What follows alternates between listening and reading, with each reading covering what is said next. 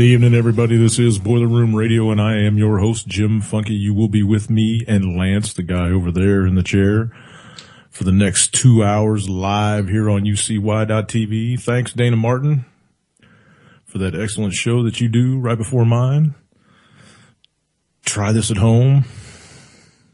Kind of a, I don't know, not a topic for men tonight, maybe. I don't know. I kind of felt dirty when I was listening to it a couple times. No, I'm just kidding. Anyway, tonight we're going to do a whole different thing than Dana Martin, because I don't want you to try any of this at home. We're going to talk about stock market stuff. We're going to talk about scary stuff in the world, shit that's going on around the planet. As usual, phones are open already, 718-717-8296. If anybody wants to call in here in about 20 minutes or so, half hour maybe, after we get done with the market minute, we're going to dive on into some other rabbit holes and check out some other shit that's happening around the planet. So, they are wide open though, 718-717-8296 if you feel like calling in here in about a half hour or so. If you call in before then, I'm probably going to hang up on you. Nah, I'm just kidding. I'll add you in, but I'll ask you to be quiet until we're ready. So, with that out of the way, you are listening to UCY.TV, by the way. I guess you already know that because you dialed it in. Lance Musser, how's everything over on the East Coast tonight? Heidi ho, buddy. You bong breaker, you. Freezing cold today. It was, high 30s. Ooh, man. You got chillier than we did, man. We only got down, well, I guess overnight we got down to like 27, but during the day it was up in the 40s when it was cold here. And I had just put all of my winter stuff away this past weekend, and I had to dig a couple things out. I was like, darn it. And I had to pull out a fleece jacket full of cat hair and, no biggie. Did you pack the cat away too with it or what? No. All she has to do is sit on it one time and it's covered. Oh, hey man, I know the feeling. But I got, if you don't feel like getting dog hair on you, don't come to my house, man, because my dogs live here, Well, and I say, show me somebody's clothing without some pet hair on it, and I'll show you a home with no love. That's what I always say. That's right. It's true. People that own pets live longer than people that don't own pets. Absolutely. And if you know a pet, then you know what unconditional love is. Mm-hmm. All right. On to the market. Yep. Diving into this, I think we talked about it on Monday, Friday or Monday, when the stock market was down, just hovering above 16 again. And I said, hey man, I'm standing with Manarino on this one, and it'll be back up 16.4, 16.5, somewhere in there. 16.424, where it went today. So, that was nice.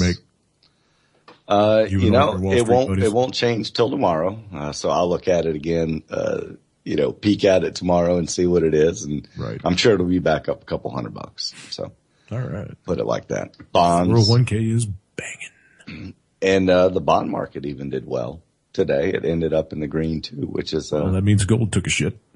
It did. And that was, from some manipulation going on. I'll briefly talked on that. Bail-ins were approved by the EU yesterday. Oh, geez. So anything under 100,000 euro is vulnerable, or over. I'm sorry. Anything over 100,000 euros is vulnerable to a bail-in. That means the banks are going to swipe your money.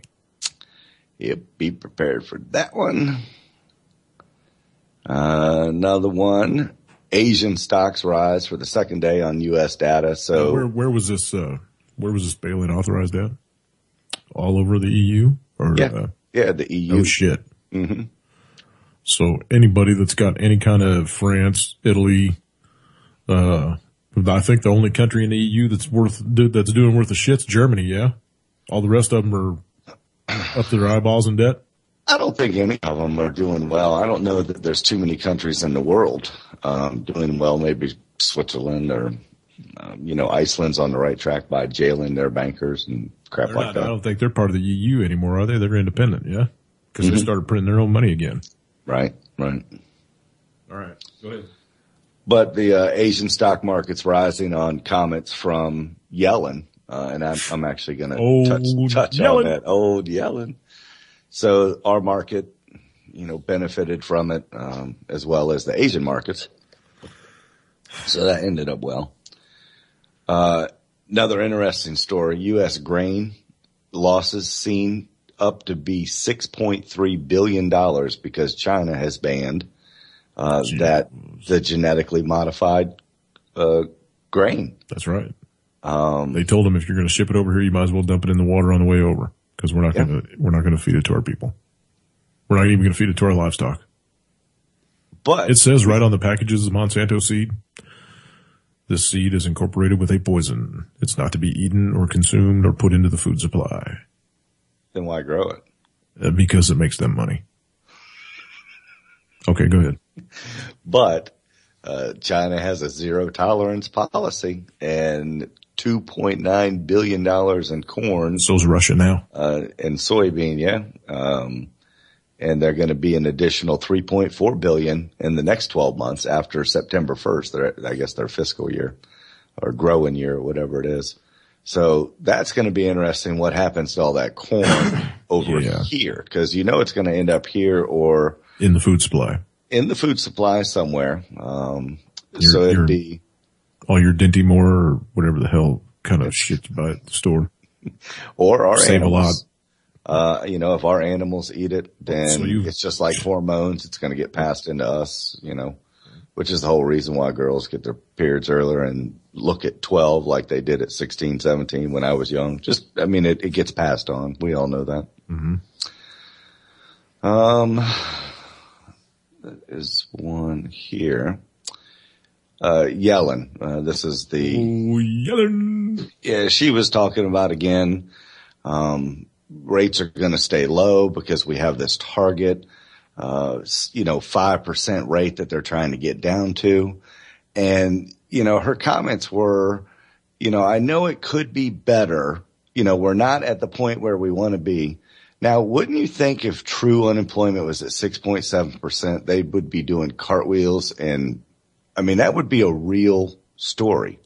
If real unemployment was at 6.7%. So why are you apologizing for the unemployment when it's so great? Cause it's a lie. Mm-hmm. Mm-hmm. I was just guessing, man. I don't know. I believe everything the government tells me, man. If it wasn't 6.7%, if there was really something going wrong with this country, I would hear about it when I watch CNN. Yeah. Well, are they still I was talking just about off in another universe there for a minute. I'm back now. Are they still talking about the airplane? Crazy. I don't know. No. You know what I did decide this week, and I hadn't told you this. I'm going back to one sleep. Of the pings they heard might have been a shark that they took last year. Yeah, and there's the submarine going down for its third trip after it's got fixed or anything else. But did I tell you I'm going back to sleep? Officially, I'm going back to sleep when I'm in the car. I used to listen to talk radio and all this other stuff. You know what? When I'm in the car, I'm going to jam out the classic rock and roll and some Casey and the Sunshine Band and just that's my time to be asleep from now on in the car, just so you know. If you listen to Casey and the Sunshine Band, dude, you need to go back to sleep. Come on, man. Really? They're great. No, there's nothing to get your foot tamping more than that. Come on. I really want to start listening to more music too because it does have a way of affecting you. It affects your psyche. It affects your mood. It affects your sleep patterns. Music's good for you. Certain music. Oh yeah. Brick House, came on the radio. It was Bob FM. And, I was sitting there screaming it in the truck driving down the road on the way to work the other morning. I was like, you know what? I'm glad I gave up talk radio. I like this much better. So that's my non-focused time. I'm not thinking about jack while I'm in the car anymore, how I'm going to wake anybody up. That's just my time from now on. Man, I'd roll some funk now, but we can't play any copyrighted shit on this. Yeah, you're right. Yeah. You're right. Because I always ask why you didn't have that funky white boy as a thing, but now you told me that. Yeah, Wild Cherry. Great story. It's my favorite. I'm sorry. Go ahead. Oh, no. Great story. This one is just going to take quite a minute, or not quite a minute, short minute. Paul Craig Roberts. He is a former U.S. Treasury official. Wah, wah. Oh, sorry. Exactly. Part of the system. But he was on King World News the other day doing an interview. Scott gets a lot of his stuff from Hyper Report from King World. And that's one of the people that I follow in my favorites, just because some of the people that I like that have turned out to be more credible than not credible, follow some of these people. But he warned that the United States is now close to a total collapse. No shit. Thanks, Captain Obvious.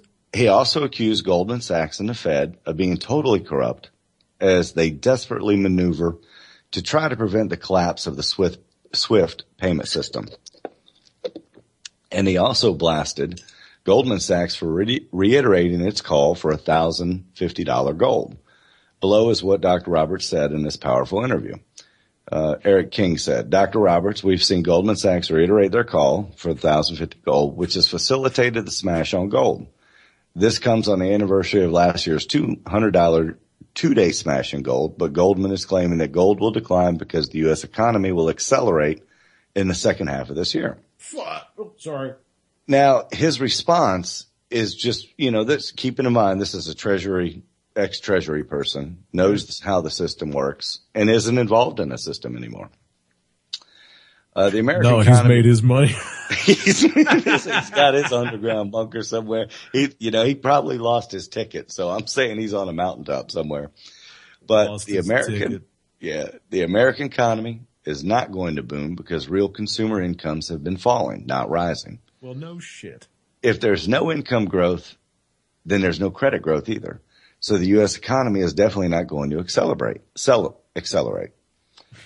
I think this is all just a part of keeping pressure off the dollar. This quantitative easing has done nothing for the U.S. economy except hurt it because it's deprived everyone of interest income. Meaning you can't buy a bond or a savings account and get any money because the interest rates are so low. This lack of interest income has caused a consumption of savings from the elderly. This is very detrimental for these people and detrimental for their heirs as well. Hang on, stop for a second. Yes. Why does it take some old fart, $6,000 suit wearing retired Fed lackey for people to pay attention to this shit? We've been saying this for how long now? 6 months? Everything that's coming out of his mouth, we've been saying for 6 months.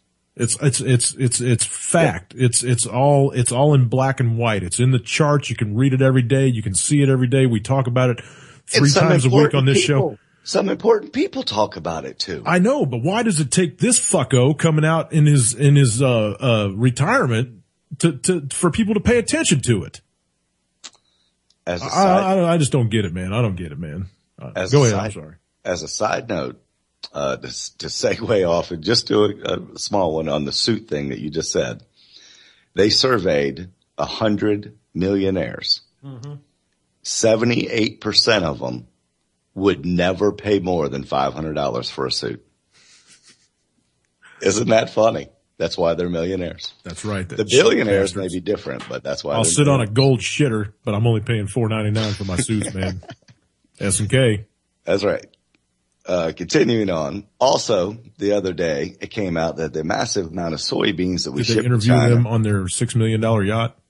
What, the soybeans? No. The millionaire dudes that buy cheap suits. Oh, I don't know. I remember, it was one of those Forbes things, magazine that I read a couple years ago. I'm just rambling. Go on with your story. But millionaires don't have, yachts. They're not in that category yet.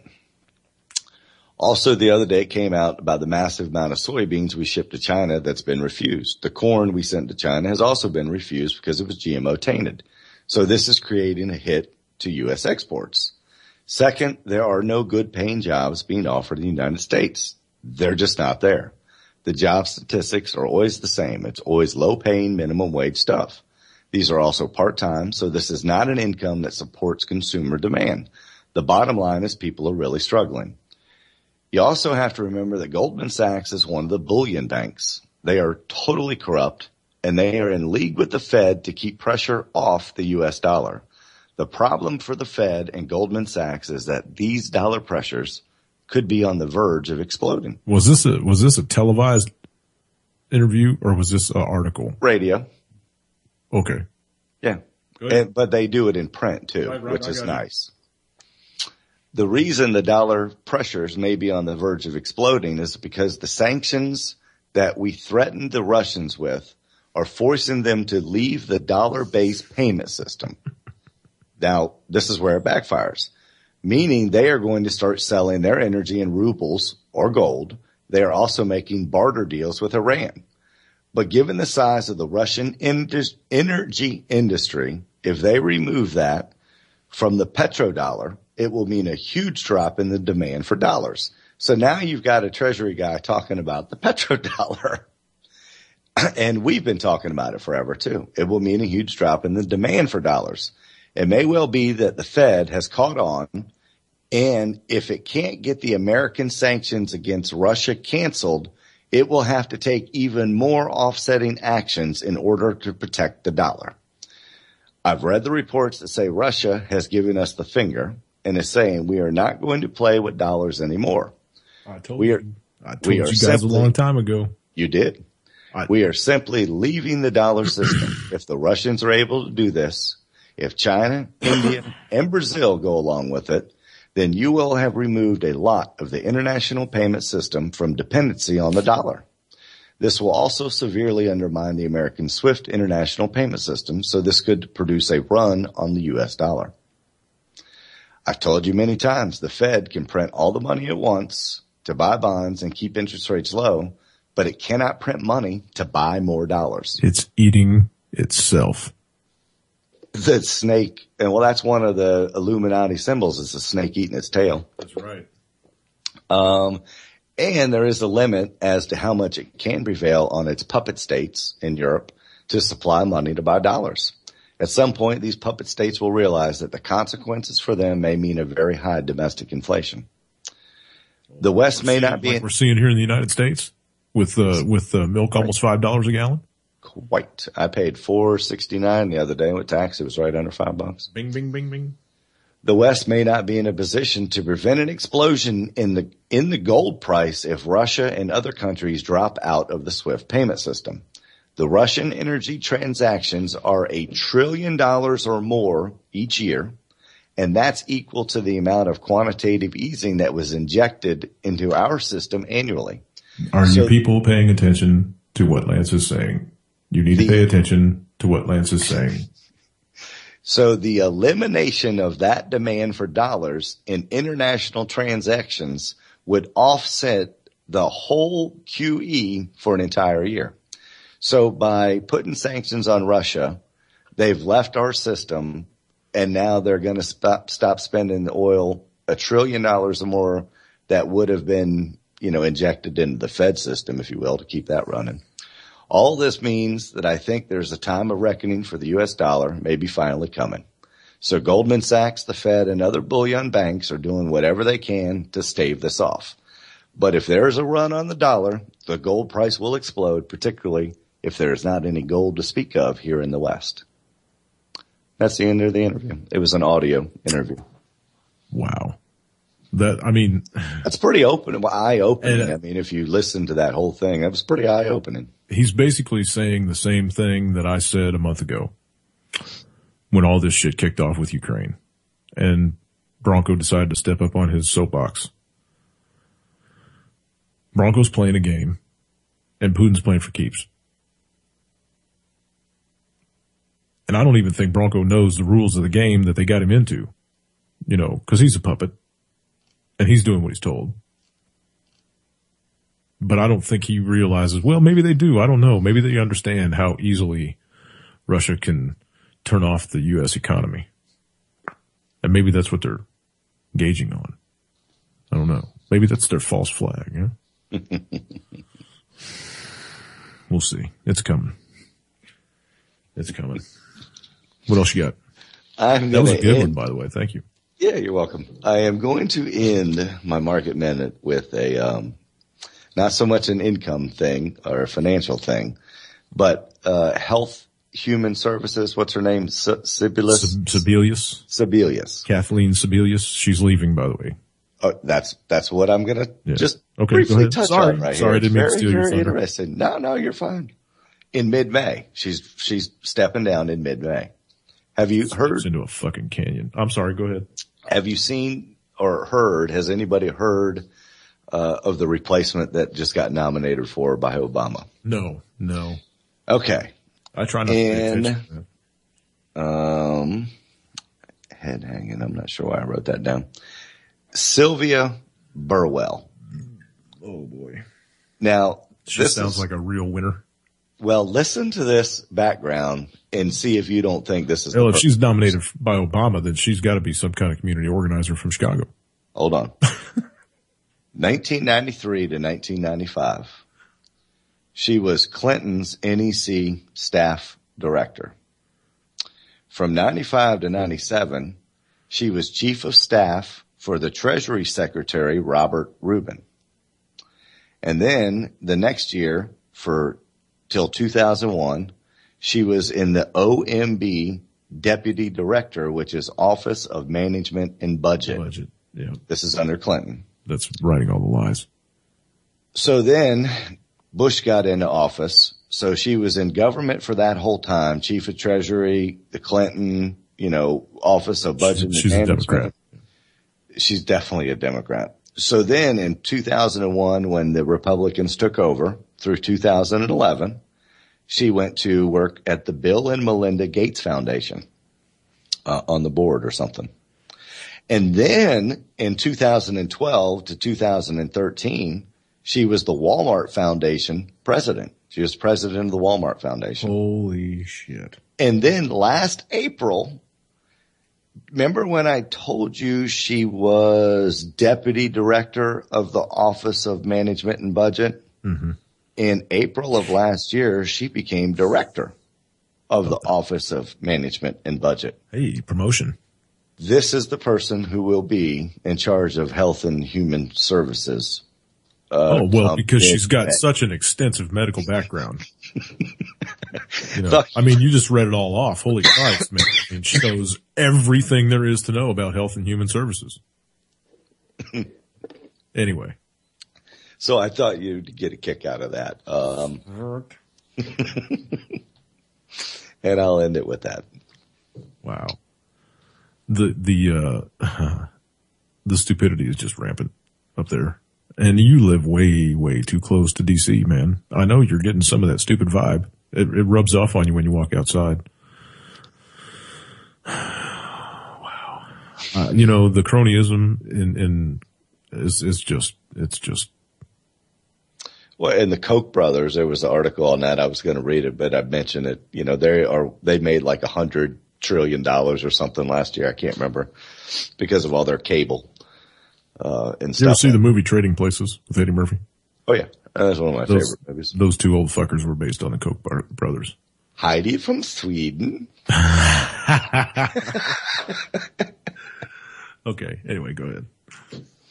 No, that's it. That's it? Okay.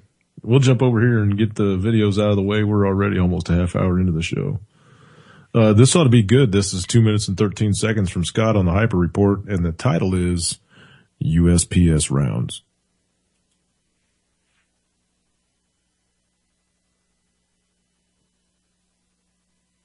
And a goddamn ad. Click. Hello, this is Scott and this is a Hyper Report. Today's report is sponsored by the free book Ramblings of a Madman. Here are the quotes for various items. First, core inflation. According to the U.S. Bureau of Labor Statistics, the year-over-year change in the core inflation index rose 1.7% from 1.6% in March. Once all the QE money jumps off the sidelines and into the economy, it will be even worse. Next, comics shenanigans. According to James Turk, silver is in backwardation and not reflected in comics settlement prices. The price in the silver's future price for the comics front month looks totally fictitious when compared to the spot price of physical metal. The major markets for physical silver are in Europe, which is where Warren Buffett bought his 130 million ounces years ago. Next, extreme prejudice. A federal judge has ruled that Obama is not required to disclose the rationale for a 2011 drone attack that killed a U.S. citizen. By extension, if this ruling is left to stand, Obama will need no rationale to murder Americans in the future. Those at the Bundy Ranch in Nevada should be aware of this ruling. Speaking of the Bundys, and I certainly do not mean Al Bundy. Next, what you're not being told. Well, leave it to storm clouds gathering to do the job that federal investigators failed to do. Thanks to the caching of internet pages, he clearly illustrates the criminal connection between the BLM, Harry Reid, and the Chinese. Needless to say, don't expect to see Harry Reid or his family members in an orange jumpsuit anytime soon. Next, heartbeat admission. The Department of Homeland Insecurity stated that U.S. government websites were immune to the heartbeat bug. Did the Department of Homeland Insecurity just intentionally admit that they knew about the bug as they protected their own websites? Next, drug reaction study. A new drug study testing the safety of many common pharmaceutical drugs has revealed that 42% of all adverse drug reactions reported in Shanghai, including death, were caused by vaccines. It appears that the more studies that come out, the more Big Pharma appears more like a criminal enterprise. Next, Armed Postal Service. The U.S. Postal Service intends to solicit proposals for assorted small arms ammunition. When they say small arms ammunition, do they mean Teflon cop-killing bullets? At any rate, the postal creed should now be neither snow nor rain nor heat nor gloom of night stays these couriers from swiftly shooting their rounds. Finally, please prepare now for the escalating economic and social unrest. Good day. I don't know if you folks caught that about the whole Chinese vaccine thing, but might want to re-listen to that. They proved that vaccines cause death in people. Well, define death. Death. Like no more heartbeat, no more brain activity, death. Yeah, but if it's not counted and reported, did it really happen? And that's, they've got to hide a lot of it over here too, if it happens over here. Absolutely, man. Okay. So here, Greg's only 5.5 minutes, almost 6 minutes. So we'll go ahead and let him roll too. And, then we'll dive on into some other stuff. He's going to thump his chest for being right. Yeah, that's all right. I didn't listen to it today, actually. Me either. Hi, everybody. It's me, Greg Manarino. How are you today? It is Wednesday, April 16th. 2014. So what is going on, people? You tell us, man. It's very simple. Janet Yellen put on her cheerleader outfit today. I'll bet she looks good in that. Seriously. And the market went crazy. Well, what am I talking about? Let's back up a moment first. Monday, we heard from the Commerce Department, and they had said that retail sales blew away estimates, and that boosted this market. That continued through till yesterday. And today, Janet Yellen came out again in her cheerleader outfit, stating that the Federal Reserve will continue to stimulate this economy by suppressing interest rates and printing cash out of thin air into oblivion for at least another 2 more years. And the market went crazy, as you can see. It's so interesting. Again, at the end of last week, I had said that this market was going to go higher, barring some type of a geopolitical event. And we've had our 3rd day of significant gains. The Dow finished up over 160 points. The Nasdaq over a percentage point, I think 1.25%. And it's not done, in my opinion, especially after this. Damn, Greg almost what sounds else did drunk. we find out today? It's kind of interesting. Kind of looks drunk, Janet too. Yellen had said I think he stopped by the bar before he made his video. The issue regarding employment here in the United States is going to need this stimulus from the Fed because we're nowhere near full employment. What about all the nonsense that we've been hearing about in economic recovery? Well, we found this out today. Industrial output in March did kick up, but housing is suffering. It's huge. If you understand anything with regard to this, without the housing recovering, we're in trouble here. But again, it does not matter to this stock market. And again, with the Federal Reserve under the super dove in her cheerleader outfit, Janet Yellen, the market's got nowhere to go but up and up and up until this thing just literally comes apart. They seem to have lost all touch with reality, Janet Yellen especially, with the issues regarding the misallocation of funds that I talk about all the time. They don't care about it. They need to keep the market boosted, to keep the game going so they can keep fueling the Wall Street banks, it's kind of a backdoor bailout. It really, really is. And it's a fleecing that's being set up. Talk about it all the time. They want as many people as they can to get involved here in equities and pour their life savings in here as the market goes up and up and up. But these same people are not going to have the smarts to sell when this whole thing turns over. And it will. And there goes the wealth transfer that I talk about all the time. It's going to be epic, people. Clearly beyond belief, in my opinion. So pretty much that's it, people. And there's no doubt they're going to pull more things out of a hat here. Again, Monday we had the retail sales blowout number. It had to be a blowout number. Otherwise the market would have went down. Again, that carried through till yesterday. Today, Janet Yellen in her cheerleader outfit. I want you to imagine. I don't want to imagine that. So I'm going to go ahead and end that video because he seems to be repeating himself like he usually does. But anyway, you got the gist, right? It's all manipulation. It's all bullshit. They're not going to let the stock market crash right. Not quite yet. If you look at this, go ahead. If they're going to tie it to unemployment and then they're going to throw out these bullshit numbers that they do and tout them as real numbers, they change them at their whim. So when they're ready to do it, they'll just lower the unemployment number without any factual basis to it, just like they're doing now.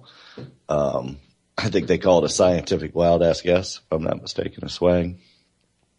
Yep. It's ridiculous. It is. Talk for a second more. Well, I did have one more story here. And it was good news, the best good news that I could actually end the market report on, which is, if you remember, we talked about the 60 Minutes story that they talked about the high-speed traders. I think it was after the last Cup story. I can't remember if we did it here, but they showed how it got a lot of play for about, 2 days? Well, it did, and they showed how these guys were making pennies, but on hundreds of thousands of trades every day. So, it added up. Right. I think because of the probe, the high-speed traders said to be subpoenaed in New York probe. So the New York Attorney General, Eric Schneiderman, sent subpoenas to 6 high-frequency trading firms seeking information about special arrangements they have with exchanges and dark pools, as well as their trading strategies, according to a person familiar with the matter. So I'll save it for a Friday show, but that's to end the market piece on a good news. These guys are get their asses handed to them. They're under the magnifying glass right now. It's good. Okay, go along with all the market stuff. And being Zhao, yesterday was tax day.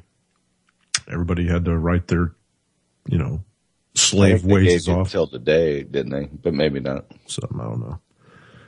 But anyway, we got the 10 most ridiculous things you didn't know your tax money was going towards.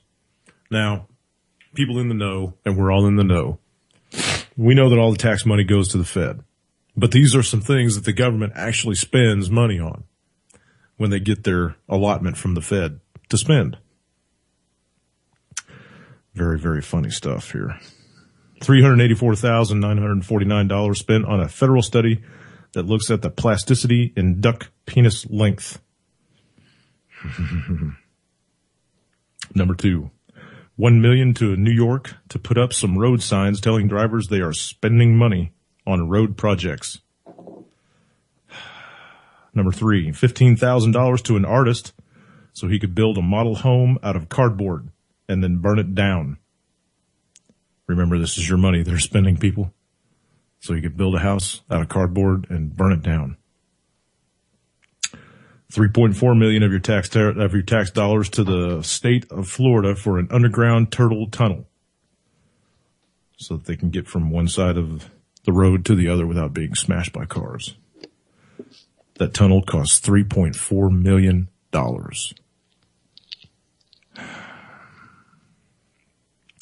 $1.4 billion of your money paid for the Obama family housing, flying, and entertainment.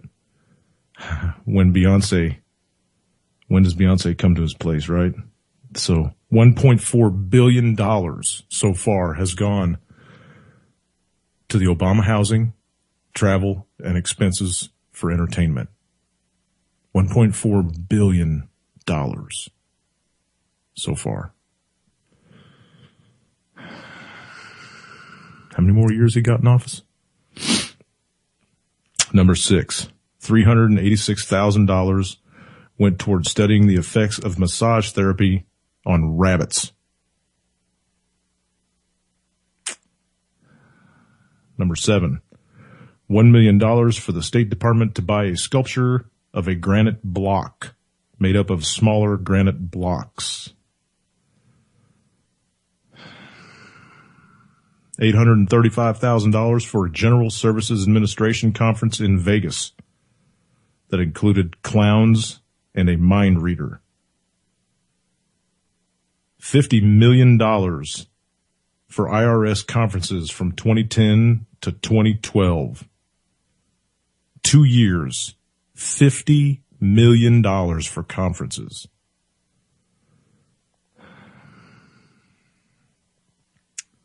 One of them was $14 million in California alone. $398,990 to conduct a study to see if tea partiers are dumb.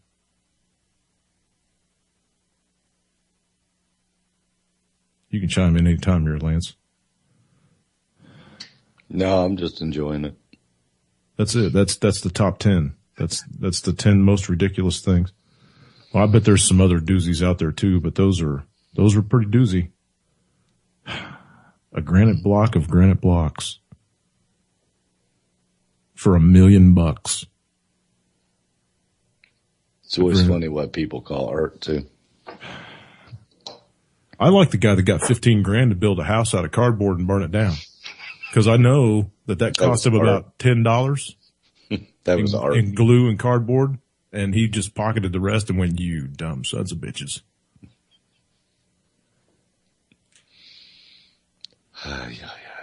Who was that dude out there that used to do the commercials? He'd run around in a green suit with question marks all over him or whatever, looking like the Joker, selling a book. Lee Lebowski, or what was his name? But he sold this book that had thousands of ways that you could scam the fucking government out of money. I bought it. Yeah. How'd you make out? Most of the places, the numbers were non-working. The addresses were unreturnable. I did submit some of them. But you know, I'm sure somebody could get a few $100s out of some of them. He got you $19.95, didn't he? It was like $9.95, but yeah. Ask Lesko. Whatever. I don't know. Yeah, I think that's what it was.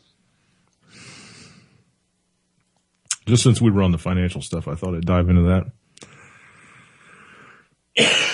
Excuse me. I got this bad cough all of a sudden. If anybody wants to call in, 718-717-8296. Or if you're on UCY's friends list, ucy.tv, hit me up and I'll add you into the call. It was Matthew Lesko. Matthew Lesko. Yep. Thanks for Googling that, man. Wiki. Because you know you've lost all credibility when you use Wiki as a source. Right. Okay. 718-717-8296. Or like I said, ucy.tv. I'll add you guys into the call. If there's anything you guys want to get into, if there's any topic you guys want to dive into, we're wide open tonight. Open phones. If you saw a space alien in the last couple of days, let me know about it, whatever. But right now I'm going to hit this story about this ferry that's gone upside down off the coast of North Korea, South Korea, wherever the hell it's at. Because there's like a couple 100 teenagers on board, and I don't think they got them. I know they got some, but I don't think they got them all. And the last pictures I saw of this thing, there was only about 20 feet of the keel sticking out of the water. The rest of it was underwater. So this is the latest from CNN, the Clinton News Network. We are not dead yet. Passengers texted as South Korea ferry sank. There's a clip, but it's CNN, and I'm not going to play it. Jindo, South Korea. A passenger describes women screaming in the darkness. A father learns his child is trapped, and a son, fearing death, tells his mother he loves her. Investigators haven't said what caused the South Korean ferry boat carrying hundreds of passengers to capsize on Wednesday, but as rescuers searched frigid waters for nearly 300 missing people, text messages surfaced describing the harrowing moments after the ferry started to roll. According to what I read, they hit a reef and split the hull open, and it started to list, and then it started to sink. And it happened pretty rapidly. But that's not in this story. CNN affiliate YTN reported several messages purportedly from passengers aboard the sinking vessel to their loved ones. CNN could not independently confirm the authenticity of said messages or when they were sent. It is also unclear what happened to the people who sent them. The messages, widely reported in South Korean media, paint a chaotic picture of the situation aboard the ferry as hundreds of passengers waited for help and some reached out to loved ones. We are not dead yet. No phone connection, so there's no internet connection, so just sending text messages. There are few people on the ship. Can't see anything. It's totally dark. So there are few men and women. Women are screaming, says one purported text message from a passenger obtained by CNN. There are few people in the ship, the student writes to his mother, and we are not dead yet, so please send along this message. A son reaches out. Mom, in case I won't get to tell you, I'm sending this. I love you. Another message said, according to CNN, the YTN affiliate anyway. The mom, apparently unaware of what was happening, responded, why? And then she said, I too love you, son. A father offers his child advice in this one. In another exchange described by YTN, a father advised his teenage son to get out of the room so rescuers could find him. No, I can't move because it's tilted too much. Moving is more dangerous, the teen replied.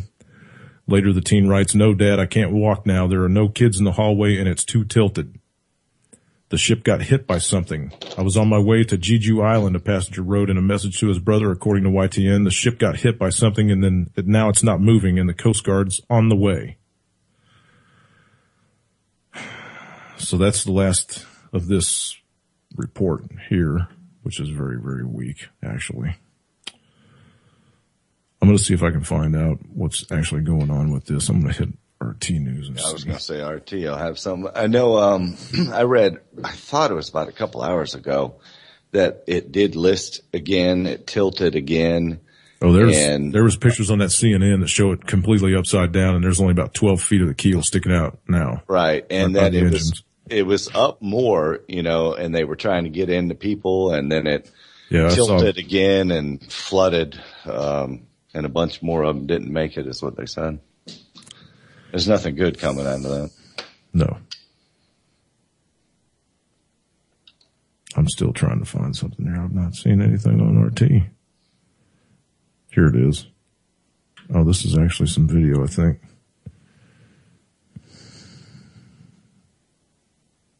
Yeah, let's see what this report says here. Oh no, this is actually just video of the ferry, and yeah, it is completely upside down. I'm going to drop this link in there for everybody that wants to watch it. Oh, wow. You can see them getting people out of the side of it, but the last shots of it is completely upside down. They're airlifting people off. They're pushing people. People are just jumping into the water to get to boats and stuff that are up alongside of it. That's why I don't go on cruises. I watched the Poseidon Adventure when I was a kid. No way. And I watched Jaws, and that's why I don't go in the ocean either, so. Yeah, I just dropped that link in there for anybody who wants to click on that video from RT. It's just about a minute long, but there's no audio with it. I'm going to jump back over here and see what else I can find. If you want to dig around or if you got something else you want to hit on. No, not really. I mean, the Ukraine is coming up into more news, which is interesting. What's going to happen with that? Ukraine's deadline has come and gone, and nothing still happened. nothing's still happening on that. So big news, I mean. Let's see. 1 dead and 12 injured as anti-government protest rally in Ukraine military base. 1 person was killed and 12 others injured by gunfire at a confrontation between anti-Maidan protesters and soldiers stationed at an interior ministry base in the Ukrainian city of Mariupol. The town's website reported. 12 people were injured. 1 of the attackers died. Quoting law enforcement officials, a group of several dozen protesters arrived at the base located at turbulent Donetsk region on Wednesday evening. I'm telling you, man, they're going to split this freaking country into 2 pieces. I told you that from the beginning. I think he's going to take the whole thing. A group of several dozen protesters arrived at the base located in turbulent Donetsk region on Wednesday evening. Yep. They called the troops to abandon the base, but the soldiers didn't listen. Instead, the troops opened fire at the protesters, injuring at least 4 people. 1 of them took a bullet in his chest and is in serious condition. Some local media said the protesters were armed with Molotov cocktails, which they used in the confrontation. Media reports they also said that several stray bullets hit 2 apartments in a nearby resident building, shattered a window, pierced a gas pipeline. Nice. Stupids. The crowd retreated after shooting started. The city's website said moved from the base to surrounding areas, adding that single shots could be heard near the local hospital. 4 people killed and many as 12 injured. That's unconfirmed reports. It's just, I mean, it's getting worse and worse every day, you know, but they got things about, they're trying to say that the Russian tanks are rolling in the streets and blah, blah, blah. That wasn't, those were tanks that were sent in there by Kyiv, by the, you know, the parliament in Kyiv, and they were told to fly Russian flags until they got into certain areas so that they wouldn't take fire from the people that were pro-Russian, you know, until they got set up to where they were going to go, and then they were supposed to raise the Ukrainian flag and start laying waste. I don't know. This thing's, it's going to go sideways pretty quick, I bet you.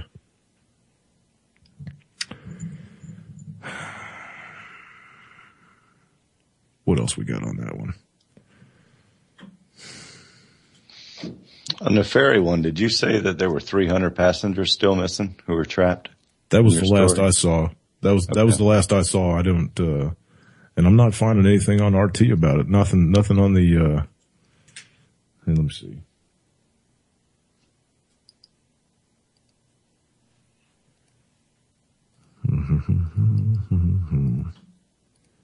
I just dropped you a decent link. But, USA Today, yeah.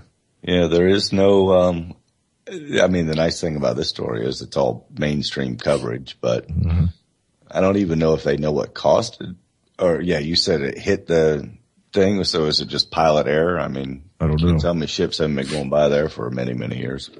Are their compasses off and they thought they were heading in one direction? And this was dropped at 6:06 Eastern time, so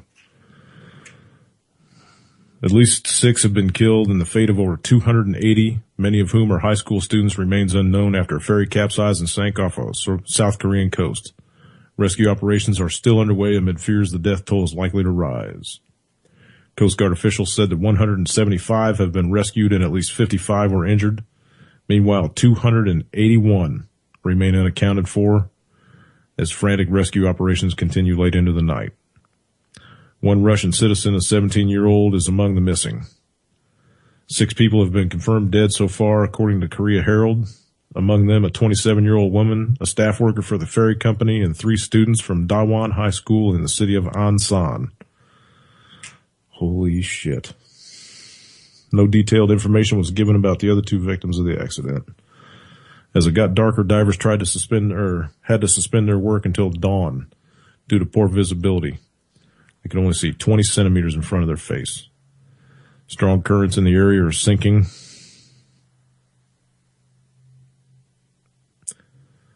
the vessel even faster to the bottom. Divers resumed their search on Thursday. Well, there was a report that several people may have survived the ferry sinking in an air pocket. Reuters story stating that the father of a missing child aboard the ferry had received a text message from his son was withdrawn. That story has been withdrawn. The deadly accident occurred Wednesday morning as a South Korean seawall ferry carrying 462 passengers and crew was on an overnight trip from the northwestern port of Incheon to the southern resort island of Jeju. Many of the voyagers were students and teachers from the same high school. The reason behind the tragedy is not immediately clear, as weather conditions off South Korea were apparently calm. The Ministry of Oceans and Fisheries said that minutes before the tragedy, the seawall began to drift in an unexpected direction. Yeah, because the Reuters story that I'm reading says the nautical charts of the wider area show reefs and shallow waters, although one government official appeared to discount the possibility that the ship had hit a rock. Is that the one you passed me on you from USA Today? No, this is a brand new, this article is actually only an hour and 40 minutes old from Reuters. Yeah, this one's only about 50 minutes old here, the one you passed me from USA Today. Yeah. Okay, we'll read this off too. Beijing.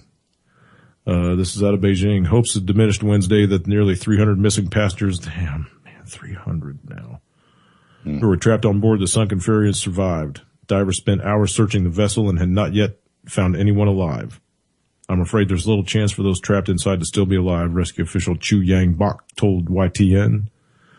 Survivors plucked from the frigid sea, hoisted from the boat by helicopter. Crews told of panic as the passengers heard loud banging. They heard a loud banging, and then the ship suddenly lurched over, sending furniture and people sliding to the port. That's the port side of the boat. As the ferry was shaking and tilting, we all tripped and bumped into each other, student Lim Young Min said. Rattling dishes. Him and others had to jump to the ocean in life jackets and swam to a rescue boat. The water was so cold, I was hurrying, thinking that I wanted to live. Death toll is still confirmed at 7, but that's expected to rise sharply. Nearly 290 people had yet to be accounted for. Families of the missing stood at the dock crying and holding each other. Boats circled the sunken ferry into the middle of the night. Man, this just gets worse and worse, man. 480-foot long ship was authorized to carry more than 900 people, 180 vehicles. So this was like a ferry. It actually had one of those big bottom decks where all the cars and stuff were.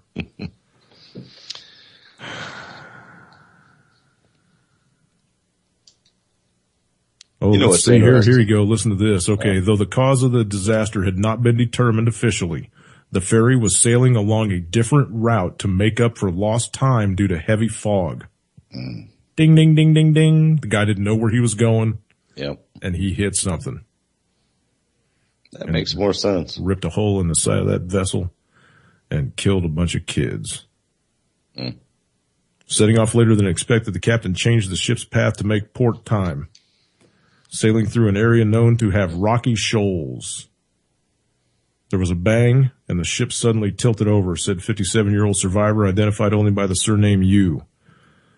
Some of those who managed to escape the ship told Korean media that the captain had told passengers to remain where they were, which may have reduced their chances of survival. I ran to my room after I heard the announcement, but things didn't seem right, a female student who jumped into the water told a local TV station. Passengers on the left side of the ferry who followed the captain's instructions may have been trapped by the sinking ship as it listed, while those on the right or starboard side could crawl out of portholes and jump into the sea to wait for helicopters or buckets to be lowered down. Divers searched 3 compartments of the ferry, which sank after floating for several hours on its side. About 160 divers searched through the night in hopes that the passengers may have found pockets of air for breathing inside the sunken ship. 160 divers they had on that thing. Wow. Those people give a damn about their citizens. You think they'd had 160 divers in the water if something like that, if some shit like that would happen in New York Harbor? Fuck no.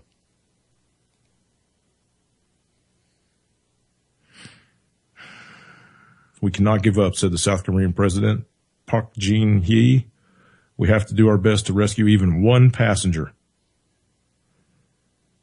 The seawall was 3 hours from its destination at about 9 a.m. Wednesday when it sent a distress call. The Ministry of Security and Public Administration. The ship was soon surrounded by ships and helicopters, and rescuers plucked dazed students, many wearing life jackets, out of the water and off the vessel's side.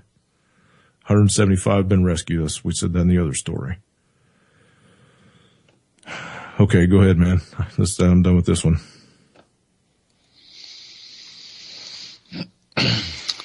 I have, you mean to a different topic? No. I mean, if you got another story on this, go ahead. Oh. No. I mean, if you don't, go ahead. We can shoot down another rabbit hole, man. It don't matter. No. Top of the hour, so go ahead. No. I mean, the Bundy thing, I didn't know if you were going to bring that up or, there's so much misinformation, if you will, going in around on it. Because you've commented on a couple posts about him not being real. So can anybody definitively say why this is happening?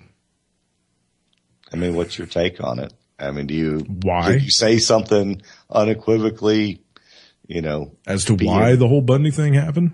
Yeah. Oh, there's probably 10 different reasons. China. Yeah, you hear about the China. You hear about the Reed deal. I guarantee you that's storm clouds gathering with his old all cash. Out. Yeah. Yeah. So, I mean, is that what it was really about, or? I got to tell you something, and I've heard it from a couple different sources, a couple different people. The ground on which this guy was grazing his cattle was where a bunch of airbursts and shit took place back in the day, So, I mean, I don't know if I'd want to be eating any of that beef. It's coming, they're grazing on radiated, maybe that's why the turtles are sick. Maybe that's why the population is dying off. Maybe it's because they all got cancer. I don't know. It's just, I've heard that from a couple different sources too. So the whole solar deal makes quite a big bunch of sense to me. What's better to stick out there than a bunch of solar panels? It doesn't really matter if they get a little hot from some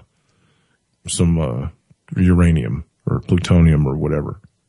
I mean, okay, fence off the solar panels so the cattle can't get in there and everybody's happy.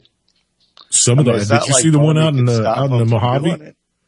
Yeah, it is pretty that thing's huge. Yeah, it's like several hundred acres.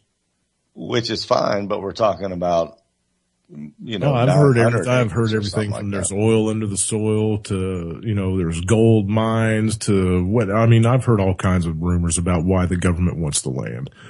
As far as I know, the government can't own land. It can only manage land unless that land is a military installation or a support facility. That's the way it goes. All the post offices, that land is leased. Those are leases. They don't own it. Did you see that chart, that showed how much land that the U.S. government owns? Manages. Yeah, well, manages / owns. Shit, yeah, it's a huge, 46% of the, 46% of the country. More. Yeah, almost more of the country that they own than they don't. But you got to look at some of the states like Idaho, and that's just a bunch of mountain ranges and whatever, right? They call it a national park and say, put up a couple signs by the highway and says, hey, turn left here.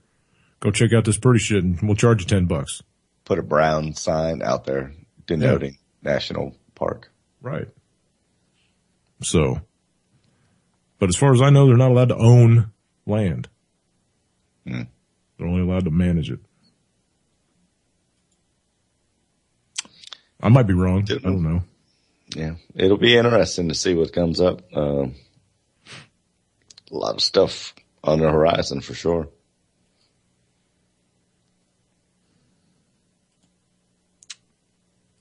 I'm gonna dig around here, man. Well, did you read about the Idaho and the Utah alert? Do you know anything about that, about the volcanoes and eruptions? Had you seen any? I know there were some stories on it on some of the alternative sites. I read a little bit on it, but there was a couple of 4+ out in Idaho, which is the biggest shake they've had in over a decade or more. So, And it's in a region that's right close. I mean, it's within, I think, 100 miles of the caldera in Wyoming, of the national park, you know, Yellowstone. So that whole area, it makes me nervous. I mean, there's so many things you could, you know, focus on, man. You could focus on the Wall Street debacle, the collapse of the dollar, the Yellowstone and nuclear weapons missing, blah, blah, blah, the plane, the whatever. I mean, there's how many different directions can I go? How many different things can I focus on?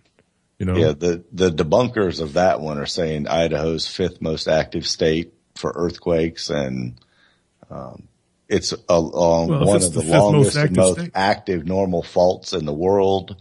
And that this is obviously, but it hadn't had a shake like that in 10 years. Otherwise, they wouldn't be able to say that, right? So maybe it's got a lot of 1.1s, but as far as the 4.9, I mean, it was almost a 5. It was a 4.8 or something like that. It was almost a 5. Boise State seismologist says that they average a 6.5 magnitude quake or greater every 15 years. 15 years. Yeah. But that's 6.5. That's a pretty good size shaker. Look at everything that's going on in Oklahoma. That's all due to fracking. And there have been some pretty big cracks out there too. You know, there were some new stories, investigations that have come out where the government's admitted that, if I'm not mistaken. Yeah.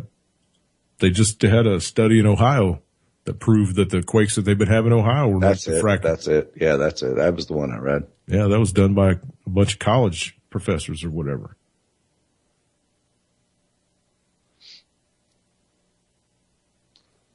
Do you have your Rand Tool story up? Because you never did get into that on that Friday that we talked about. No, and I was going to, man, but life takes over every once in a while. I've been doing some stuff on the house and haven't really been focusing on anything. That's why I'm kind of scatterbrained tonight. You know, I've got a lot of other things that are kind of occupying part of my time right now. And I really apologize to everybody that's listening. I don't want to sound disjointed on this broadcast tonight, but I kind of am. I mean, I just grabbed a couple of stories when I was sitting down listening to Dana talk the hour before I went on, because I've been outside all day working on the house.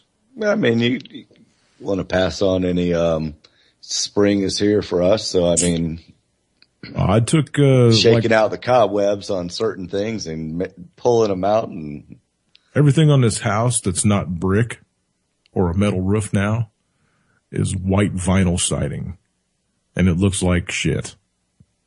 You know, it's old. It's from the 80s. It's, you know, when you grab it and touch it, the crap comes off in your fingers. It's just shit. It's shit. Yeah. Yeah. So I'm gradually over this summer taking it all off and replacing it with cedar. And it's going to look beautiful because the rest of the house is nice red brick, and it's got a beautiful hunter green roof, and that cedar's going to match it looks, I've got a little bit wrapped around my window here that I look out every day, and it looks nice. It really looks nice. So it's going to look sweet.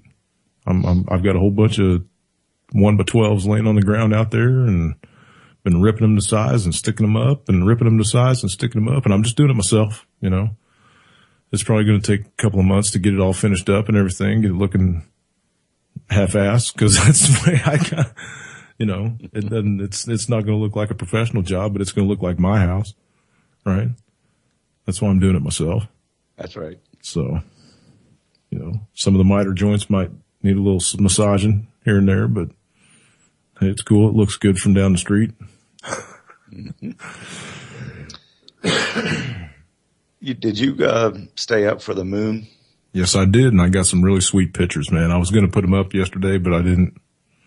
And I'm sure most of us didn't. So, I mean, was it as beautiful as some of the pictures are showing?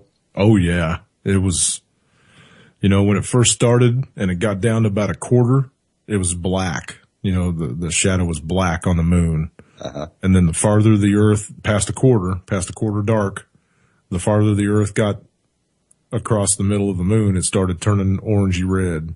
Mm-hmm. And then when it got done, there was like a little sliver at the bottom that was still pretty white. It was still pretty bright, but the rest of the moon was just red. No kidding. Yeah, like an orangey, fiery color. And the reason that happens is because when the when the Earth goes between the sun and the moon directly, the reflection of all the sunrises and sunsets on Earth bounce off the moon. So you get that nice orangey glow, that reddy orangey glow on the moon during the blood moon eclipse. Did you see very, Mars? very cool. Because they said Mars was supposed to look really, really red also. Yeah, it was up and to the right, about 15 degrees off of the moon. It was beautiful. Yeah, it was too cloudy and overcast here. You couldn't even see it. I backed out on a couple of the shots, and I got a couple other stars in it, but yeah, the glow of the moon in the camera was pretty overwhelming. You could see it through the lens, but once you snapped the photo, they didn't show up very well because the moon was just too bright. Mm-hmm, mm-hmm. Very cool though. Very, very cool. And I had to have the aperture speed really, really slow on the exposure because it was so dark out, you know, so some of the photos kind of got shaky. And then I started using the remote so I didn't have to touch the camera anymore. But then you still got to time and turn it and keep keep it in focus and keep it in the center of the frame. Mm-hmm. It was good. I didn't break out the big telescope, but, I imagine it was really, really pretty through that. But it was cool. I wanted to check out my camera and use my big lens. It was neat. Oh yeah, I remember when you got that camera, you sent all the pictures of it. Yeah, I got quite a few on Facebook, you know, of the critters in the yard and snow and all kinds of different, you know, I love this camera. It's beautiful. Takes awesome photos. So you were talking about, Yellowstone and the whole, shake, rattle, and roll. There's so many. There's recent earthquakes right here. I mean, the problem I have with what's his name? The Japanese guy. Michio Kaku. Yeah, remember when they were talking about it was getting ready to explode a couple months ago, and he went on CNN and was touting all this stuff. I mean, you know, I'm not sure any of it is going to happen. Like nothing out there today over a 2. Where are you looking at though? Recent earthquakes in the Intermountain West, Yellowstone National Park special map. Wednesday, April 16th. There were 10 earthquakes in the area and none of them over a 2. So you dropped a good link on one of the communicable diseases that was missing. Oh yeah, the SARS, the 200 vials of SARS that are missing over in. Yeah, that would be an interesting. I didn't get a chance to get into a whole lot of it because I was awful busy today with other stuff. Yeah. If you want to fill me in, that would be. Well, I got to go bring up the story, man. Just a minute. This is going to be from ABC News. Well, French I didn't know laboratory. that. If it's Yeah. ABC News, then this is going to to be real. Things it's going to be real. Yeah. Because it's probably foreshadowed. going to be real because it's not happening here in the U.S. So it probably will actually have a smidgen of truth dabbled in there. A French lab has lost more than 2,000 vials containing fragments of the deadly SARS virus, which killed nearly 800 people in 2003 across 4 countries. The Pasteur Institute in Paris, Louis, get your shit together over there, buddy, announced this week that it realized it was missing the vials and contacted the country's National Security Agency of Medicines and Health Products to conduct an investigation on April 8th, according to news releases. Although the fragments are not dangerous, they do raise concerns revealing the lab's vulnerability, said Dr. William Schaffer, chair of preventative medicine at Vanderbilt. It's actually not in itself scary, but you would wonder about the procedures in the lab. Couldn't that lab and perhaps others actually misplace vials that have the complete virus and then it might escape? That guy, I mean, if that's really what he said, he needs to learn how to speak English. SARS, which stands for Severe Acute Respiratory Syndrome, sickened more than 8,000 people a decade ago, and researchers started to study it. Some of them acquired the illness.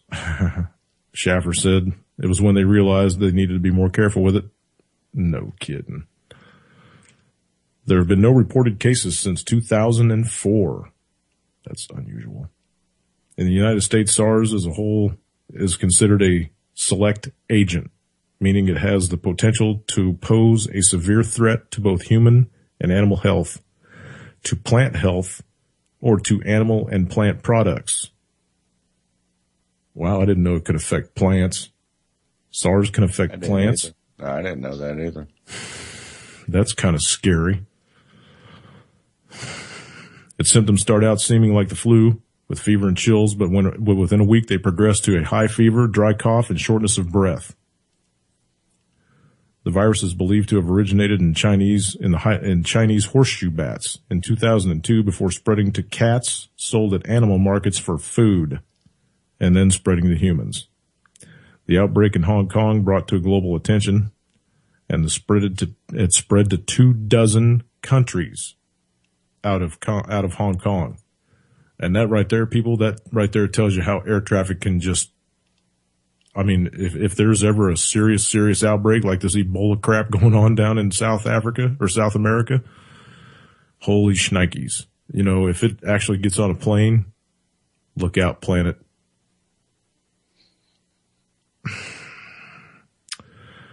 Schaffer said the virus fragments were likely stored in a lab refrigerator and forgotten about until the lab did inventory.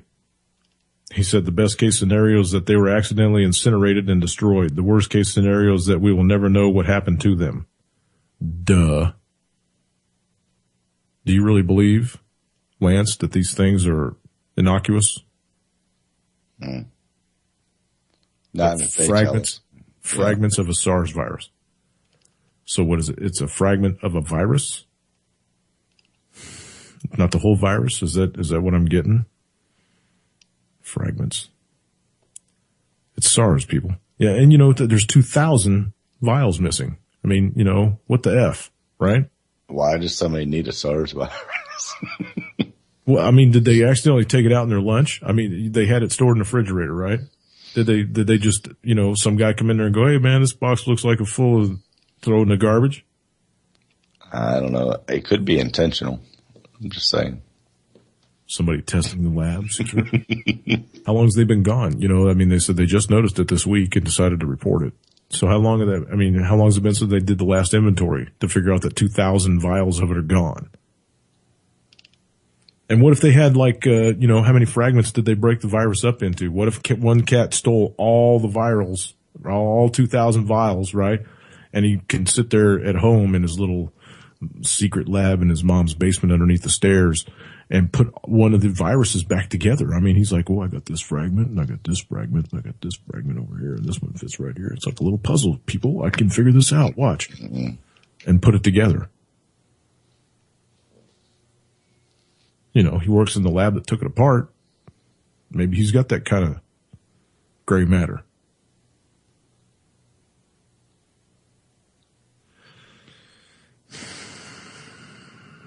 That is kind of scary. I dropped that early this morning, I think. Right. On Facebook. You want to hear a story that's going to piss you off? Absolutely, man. I mean, you know, why not? I'm in such a good mood already. Nothing. Following a second mass shooting at Fort Hood, at least one lawmaker thinks a bill currently under consideration will ensure the safety of American communities by requiring the estimated 2.6 million unstable veterans who served in Iraq or Afghanistan to tell their neighbors of their combat service.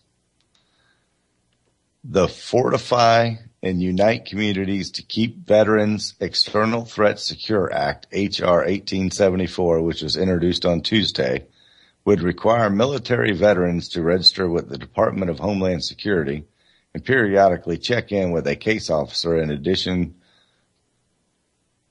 going door to door to their neighborhood, notify people nearby that they have post-traumatic stress disorder and could be waiting to blow. Snitch on your neighbor. This is from Duffel Blog, which is the America's military's most trusted news source. I mean, I almost thought it was a satire, Like the onion. Yeah. I mean, the yeah. military onion. Yeah. I mean, some of the stories on here are, legit. So I don't know if that's true, but if that is, where you'd have to check in and stuff, that's pretty scary. Well, Holder wants us all to wear bracelets for having a gun. So why wouldn't they want the military to check in? I called and got cable. Hello, private bag of donuts checking in. Hey, I called and got cable the other day. Right.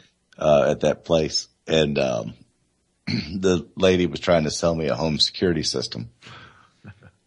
And she said, well, how do you protect your house? I said, well, I got a gun. And she goes, well, what about when you're not there? Well, I got a dog too. And if they really want in that bad, I guess they can come in, but. I taught my dog how to use the gun. So I said, there's a sign on the front door that says we support Second Amendment. There you go. That'll keep them away. Well, speaking of guns, this is a perfect opportunity to dive into this story. Sure. Oh boy. I really hate this guy. I don't know why I do. I just do. And hate's kind of a strong word. I dislike this fellow. Former New York City Mayor Michael Bloomberg may be out of office, but he's just starting to make some noise, if his latest investment is any indication. A new organization intended to take on the National Rifle Association. He's throwing $50 million at this. In a report by the New York Times, Bloomberg announced plans to spend $50 million this year in order to establish a grassroots network of gun control advocates across the United States. Bloomberg already funds a couple of groups known as Mayors Against Illegal Guns, in addition to Moms Demanding Action for Gun Sense in America. Through his new initiative, these groups will be pooled under one banner called Every Town for Gun Safety. Go ahead. So he's trying to disband the NRA, or he's trying to compete with them. Mm-hmm. He's got enough money to do it. Republicans and Democrats. Same deal. Right, left. Left, right. Paradigm. According to CNN, the group will advocate for the expansion of background checks, stricter laws on gun trafficking, keeping weapons out of the hands of domestic abusers, and gun safety education.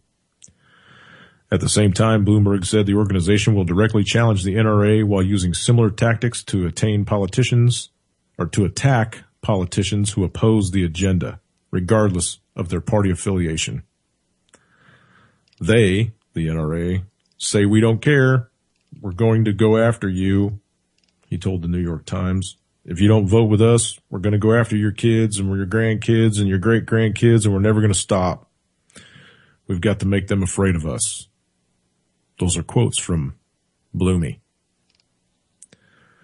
In the NRA, Bloomberg faces a formidable organization with significant resources. Since 1990, the gun group has spent almost $150 million on political campaigns, with another $30 million spent on lobbying since 98. In the first 2 months of 2014, the group has raised about $14 million for spending during this year's midterm elections. Despite the aggressive approach Bloomberg plans to take, he's also hired high-profile names such as Warren Buffett and former Homeland Security Secretary Tom Ridge. Not everyone is convinced the push is worthwhile. If he's got Buffett money behind him, he's got some money behind him. He's got the money to waste, Larry Pratt of the Gun Owners of America told the Times, so I guess he's free to do so. But frankly, I think he's going to find out why his side keeps losing. I frankly like Larry Pratt. I don't like GOA, but I like Larry Pratt. He's a truth talker. Excuse me. Speaking with CNN last year, Mark Kelly, the husband of former Arizona Rep. Gabrielle Giffords, who was shot and severely injured in 2011, describes the uphill struggle gun control support has against groups like the NRA. I don't want to lay blame anywhere, but in reality, that the gun lobby has an incredible amount of political influence with members of Congress in Washington, he said. I mean, it's very clear that many members take their cues on this issue from the gun lobby. While Bloomberg's group will target both Democrats and Republicans, Moms Demand Action founder Shannon Watts believes that the efforts to reach out to women, swing voters in recent elections will be just as important. Can I ask you a question real quick? Sure. That thug on the street with the gun that I'm worried about, is he a Democrat or Republican? I'm not exactly sure, man. Next time you see him walk by, you ought to ask him. Okay. All right. So I'm just making sure that it's encompassing all gun control, not just like the legal gun control. Right. Like if you go to register to vote, you have to register your weapon.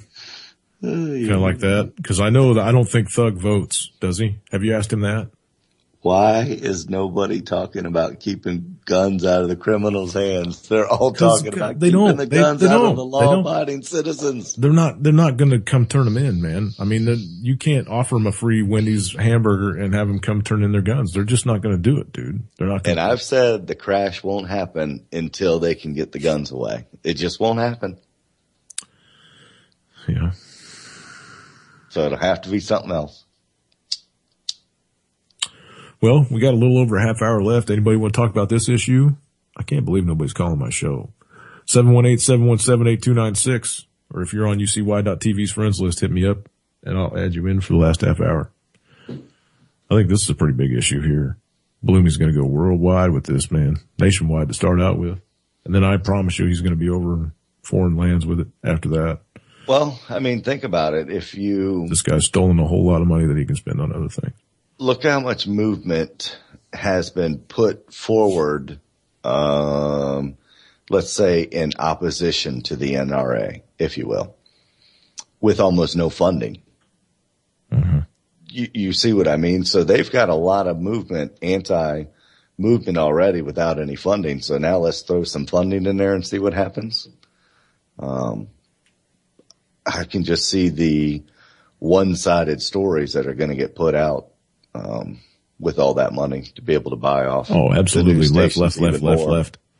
Yeah. Guns are evil. Or they're going to have all kinds of ads and shit on TV, I'll bet you, because the NRA does all the time. I mean, they're going to compete with them, right? So they're going to have to throw all that crap on TV.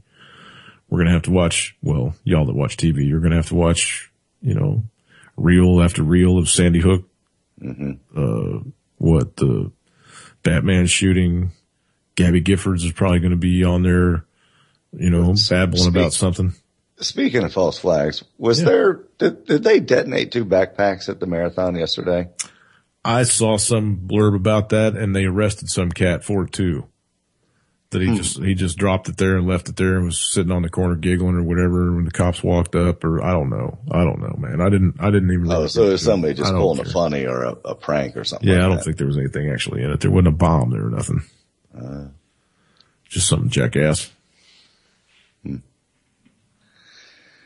Well, you got to wonder what the next false flag will be. Thought it might be the Bundy thing, but it wasn't that, so we'll have to move on to something else. Yeah, it was probably one of the dudes from Kraft, who just set his backpack down.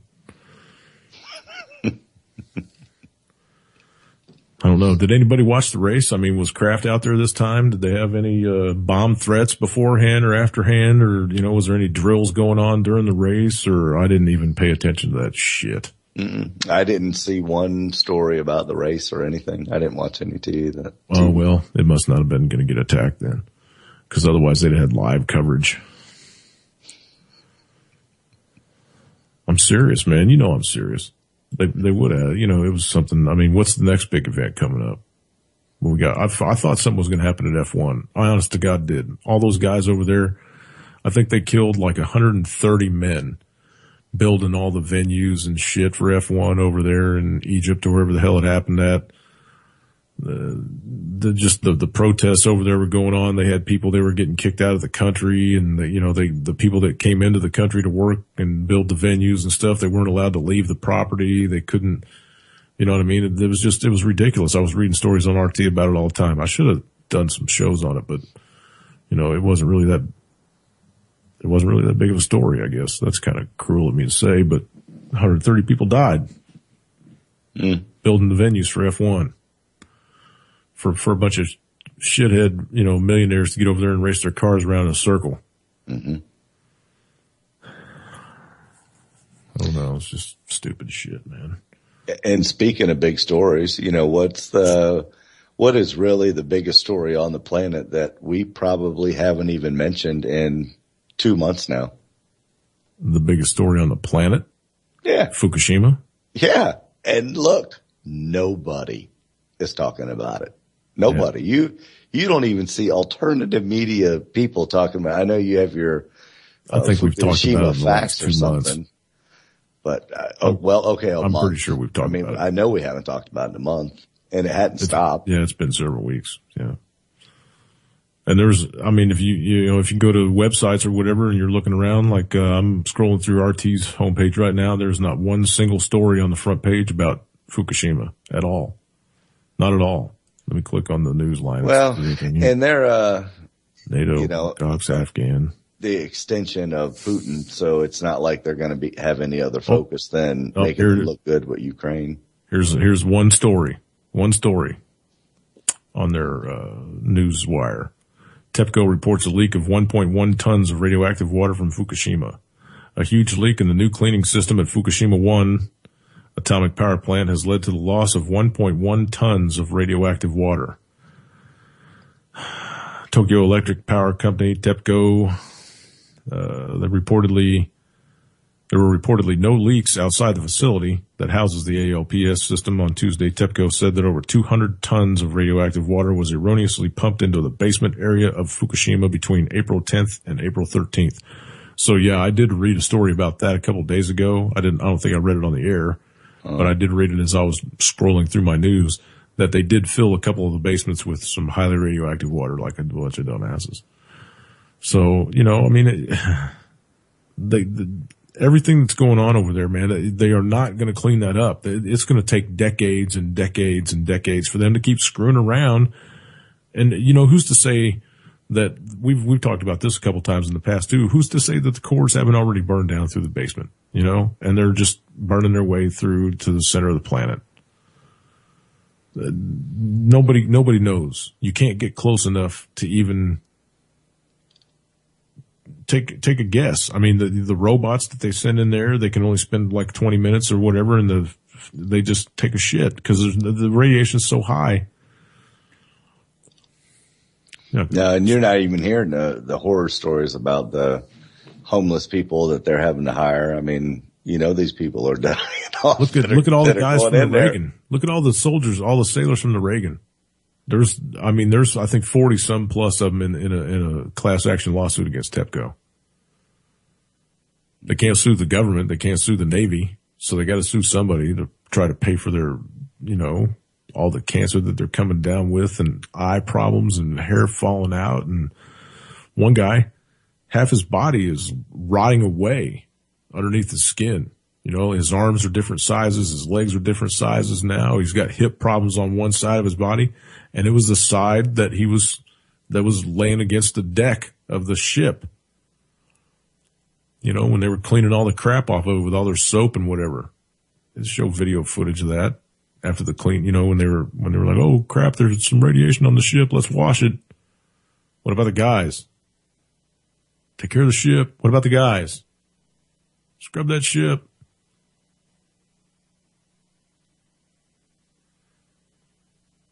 Got more guys. They're graduating high school right now. Don't worry about it. We'll roll them over.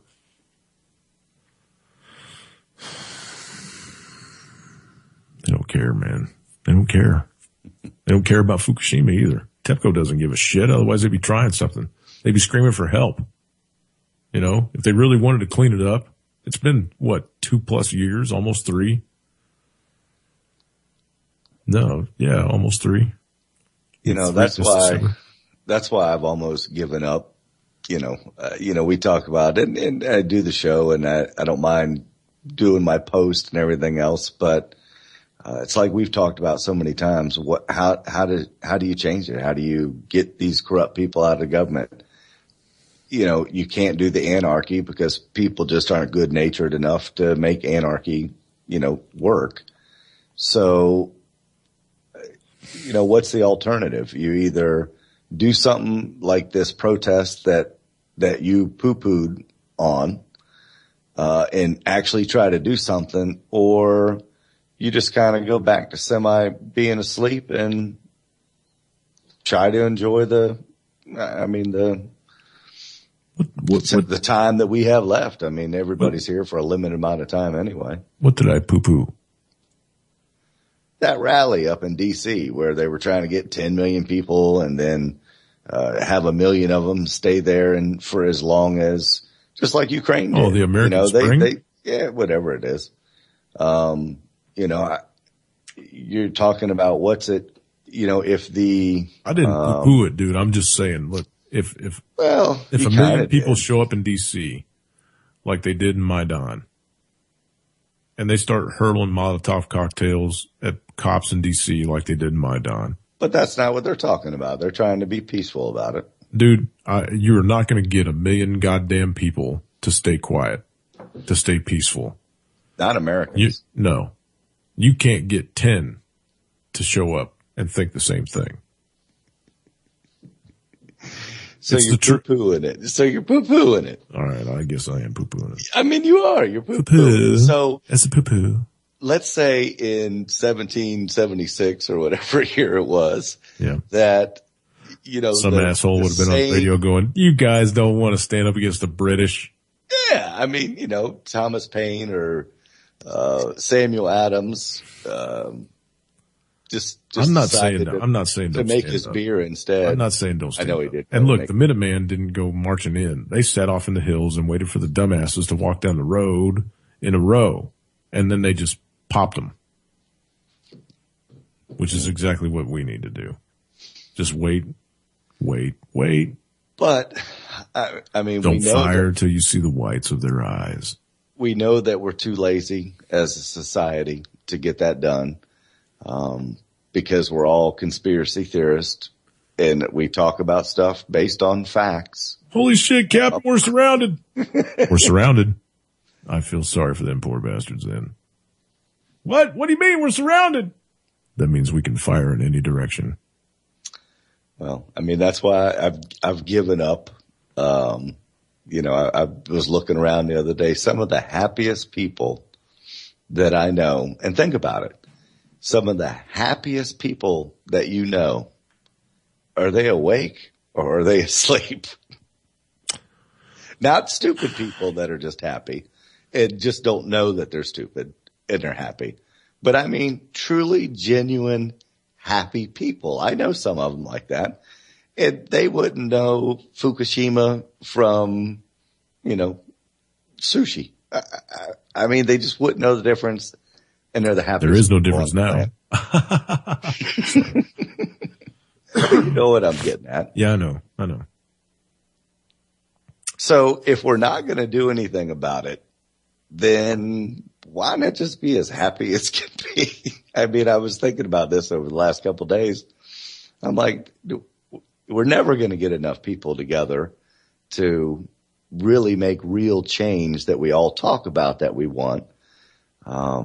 That we know needs to happen, but we're not going to do it just because we're pathetic as a group. Speak for yourself. Well, prepping so you can make it through a collapse or a natural disaster or an orchestrated disaster isn't doing anything about it. I mean, it's survival, yes, but it's not doing anything about it. So, you ever heard of the phrase win by attrition? Do you know what it means to attrite your enemy? Do you know what attrition is? Overpower them. No. Outlast. Adding on to it. No, attrition is adding on to it or something. Attrition, when you attrite your enemy, you outlast your enemy. If they kill one of yours, you kill 10 of them. If they, you just outlast them. Well, we've allowed them to over-equip themselves with MRAPs. But they're going to eat themselves, dude. They're going to eat themselves. M113s. I'm hoping that there's how many people do you think are going to be left to run those APCs, to run those M113s, to walk the streets and try to grab the guns when everything goes to shit in a handbasket?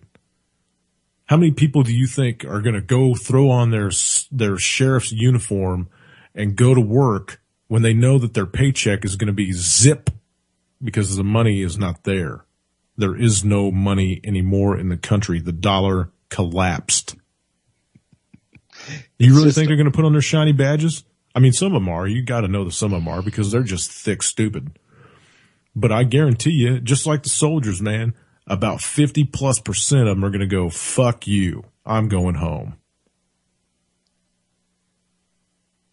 At least I'm hoping. I have a friend that was working for the fire department and got offered a job up at AP Hill, which is big government stuff up there. Kudos to him. I dig firefighting. Yep. And he actually saved a guy. He took the job, saved a special forces guy that fell out of a helicopter or something the first day that he was there. Mm-hmm. Totally saved the guy's life. And actually gave it up and went back into the realty business, become a salesman, selling homes again, gave up being a firefighter and everything else. Good job, good salary, good promotion, everything like that. And I said, I think you're crazy. If there was a true financial collapse of the system, wouldn't you want to be working for the guy that can print money or that can provide for you? So, I mean, at that time, and I think a lot of these people are going to have that same mentality. If I'm working for the government, they're going to be able to give me MREs. They're going to be able to make sure I'm clothed and got a hot shower and all that stuff. So that's why they'll do it. Ding, ding, ding, ding. Check it out, people. They have a finite supply of that shit because they order it from private contractors. And when the dollar collapses, the private contractors are going to go, sorry, Jack, you ain't getting no more MREs. So, you guys that are statists, you think you got a card, you think you got a chip in the big game, you think you got that IOU tucked away in your wallet that you're just going to be able to flash to them at the door of the bunker when the shit hits the fan? Guess what? You're going to be a day late and $1 short.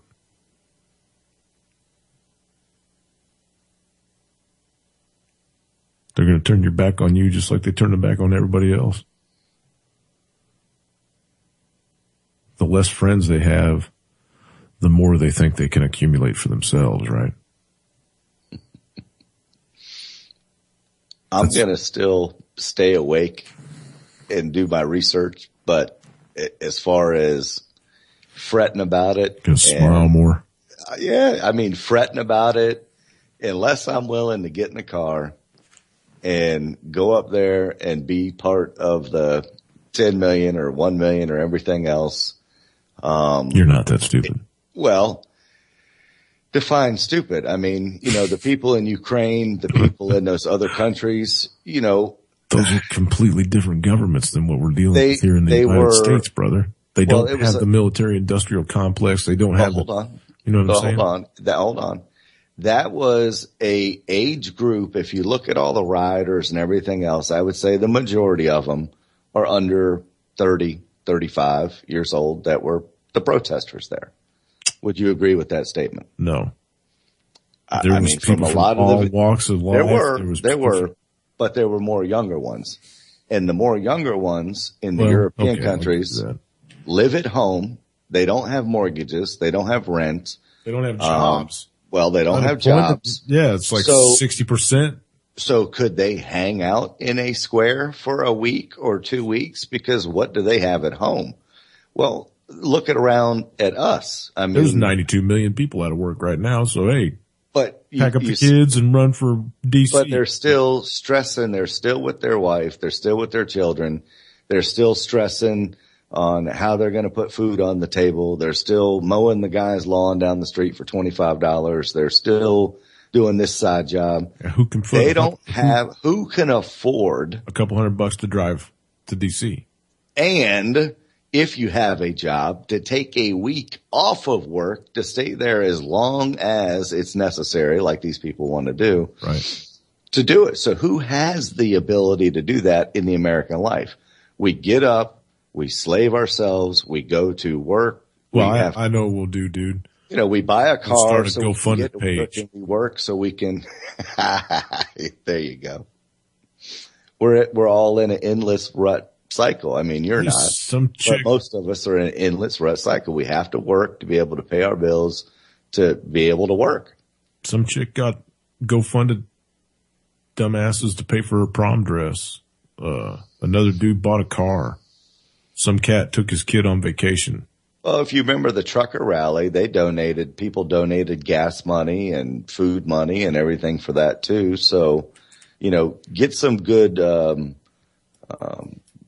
backers on your thing. But again, what kind of demographic can afford to take 1 to 3 weeks off for as long as it would take to, get America back? People in the mortgage industry. I got people that need to all getting laid off, dude. They're all getting laid off like a mother. I got people that want pulled pork barbecue. I got people that want to close on homes. I can't take a week off. And then if they shut my cell phone off while I'm up there. You're not one of the ones that got laid off, though. JP Morgan laid off 30,000 of them, man. There's 30 grand right there that can go up. But again, if I'm laid off, I've got bigger things on my mind than going up to DC and really blaming the people that are to blame for it. Because, you still have to support for your family. Still got to do this. Who can take a frickin' week off? I couldn't. Oh, Rick, can you take a week off, Rick? Yes, sir, I can. I think every disabled veteran that's sitting at home should also be able to take a week off because they're not doing much of nothing. Would you go up to D.C. and sit on your ass with 1 million other people? Yes, sir, I would. Would you really? In a minute. Would you be afraid of going to jail? No. You don't think? After what I've been through, going to jail, what are they going to do? Throw me in jail? I get that, man. But I mean, you wouldn't want your kid to see you drug off in handcuffs or nothing. Well, maybe I don't know. I mean, it's for a good cause. It's for the country and shit. So. Well, I mean, it wouldn't be. Apologize for being a patriot. No, I ain't. I'm not going to do that anyway. I'd tell him Daddy went for a good cause. He's 10 years old. Yeah. And he knows that we need a new president. I mean, he tells me. No, we don't need any president, dude. We don't need any we don't need a government. We need anarchy in this country. We need a bunch of rules, but we don't need any rulers. Yeah, but it won't happen. I know, but that is not going to happen anytime Thank you. soon. It won't happen. I know, but you can see the logic behind it, right? I mean, yes, but people's human nature is just that humans are evil and too many of them are evil. Humans fail. Okay. We're prone to fail. So who's to say that a bunch of regular failing humans are any more able to run my life than they are to run their own, for Christ's sake? You know what I mean? I don't need somebody telling me how to live my life. I can do it on my own pretty goddamn well. I had a good set of parents. They taught me how to live. They taught me how to take care of myself. They taught me how to take care of my family. And that's what I do. Well, nobody in Washington, D.C. taught me how to do shit. Warning labels aren't put on stuff for stupid people, for smart people. I've said it before and I'll say it again, and I know you people are probably tired of me saying it. But if it wasn't for Velcro shoes and bicycle helmets, this country would be a lot nicer. I'm serious, man. If you shove crayons up your nose, I don't need you voting. Right? I mean, you guys are so stuck on the whole election thing, and that's the reason that we're in this goddamn mess. Well, not stuck on the election thing, being realistic of what can we really do? Ignore them. Ignore them is not going to work. That's what they want us to do. No, they want us to cower to them. If we started ignoring them, their power would go away because they don't have any power unless we give it to them. The only reason that they're powerful is because people shaking their fucking boots when they hear somebody says they're from the government. If you started looking at them and going, oh yeah, you're from the government? How about you go F off? Then they'd stop, they wouldn't have that power anymore. You see what I'm saying? Are they going to arrest 1 million people? They cannot do it. Are they going to arrest 300 million? They cannot do it. The jails They cannot are already do it. full. Well, I'm just saying they don't have the manpower. They don't have what it takes. The only way that they could conquer this country would be to nuke it. Well, there's not enough people. That's like shooting yourself in the foot, but they do that all the time. There's just not enough people woken up, though. I mean, their whole agenda is to keep us infighting, to keep one party in power, because people believe one party is better than the other. So their mission was accomplished. Our humans are better than your humans. Yeah, I mean, my party's better than your party. No, it isn't. They both suck.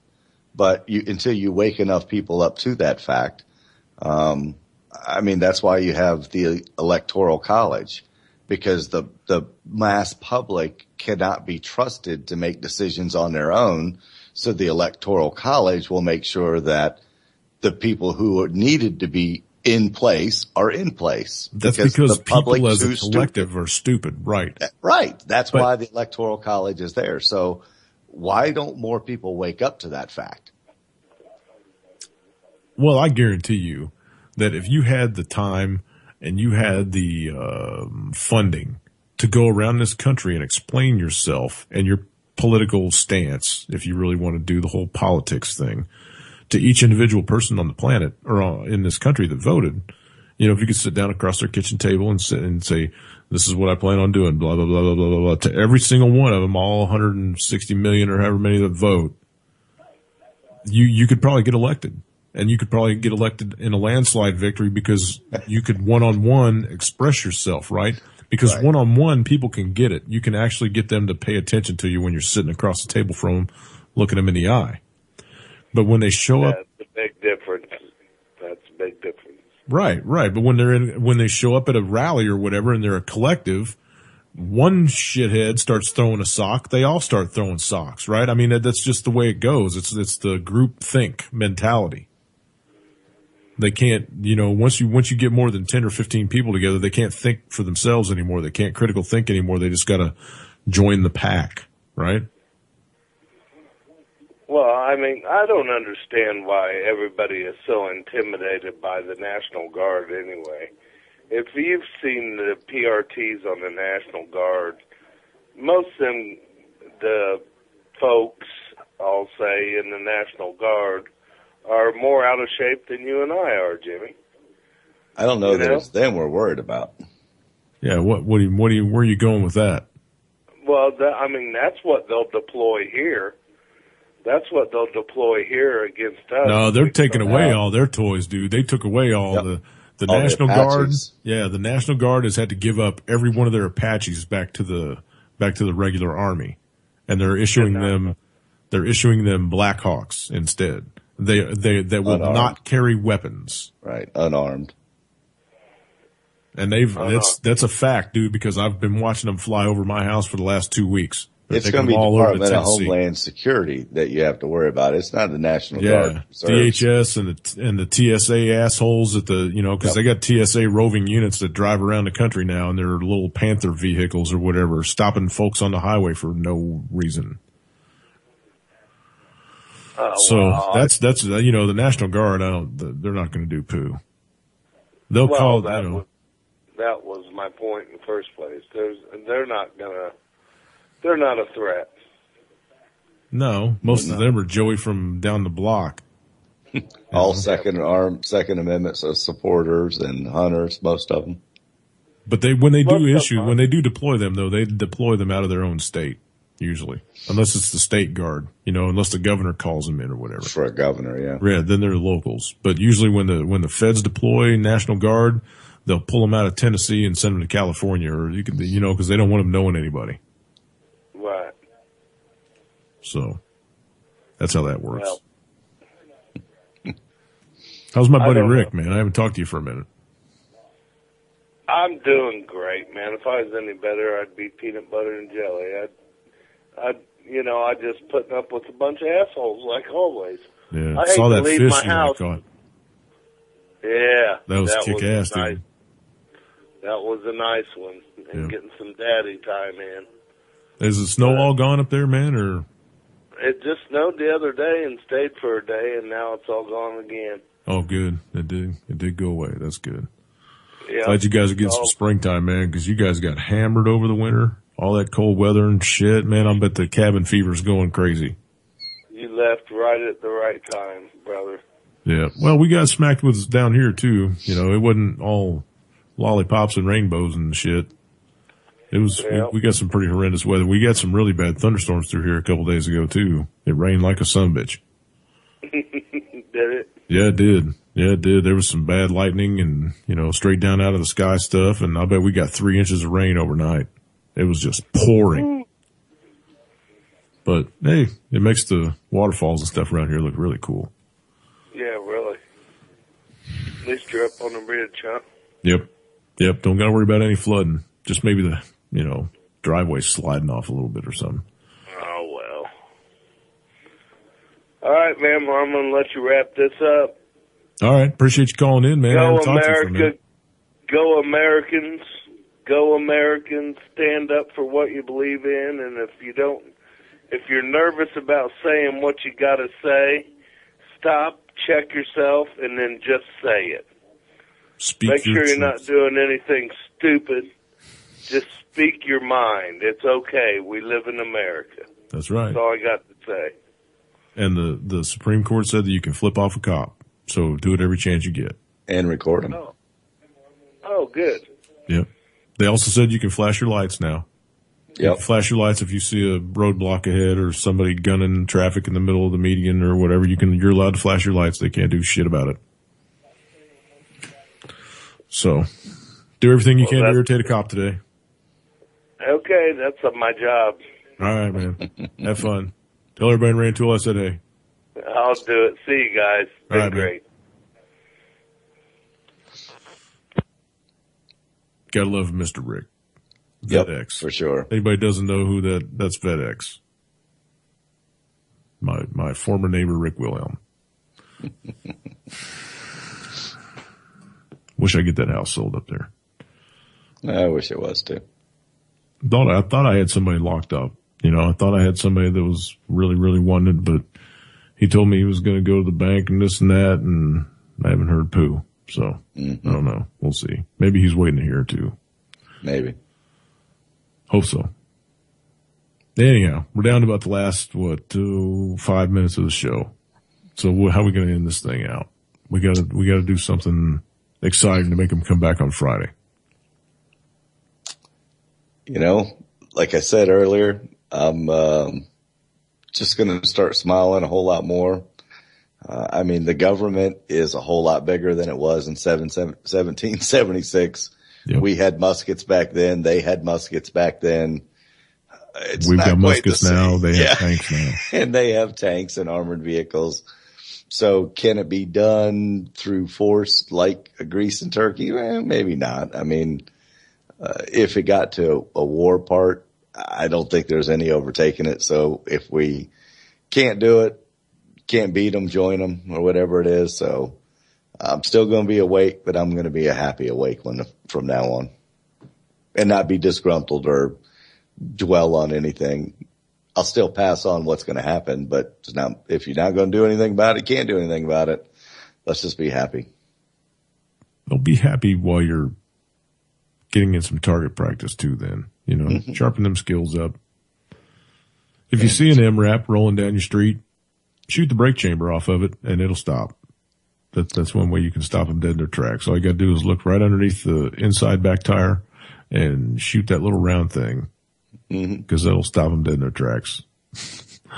I call it, pulling a Jimmy, not the shooting part, but just, prepping. I mean, you know, we can't do anything about it. So let's just prep for ourselves, make sure we get all through it. So like when I buy $20 worth of extra canned goods, I say, yep, I'm pulling the Jimmy. So there you go. I got it stored on the side. In my big Rubbermaid containers. That's right. I'm going to act like that crazy guy over there on the hill.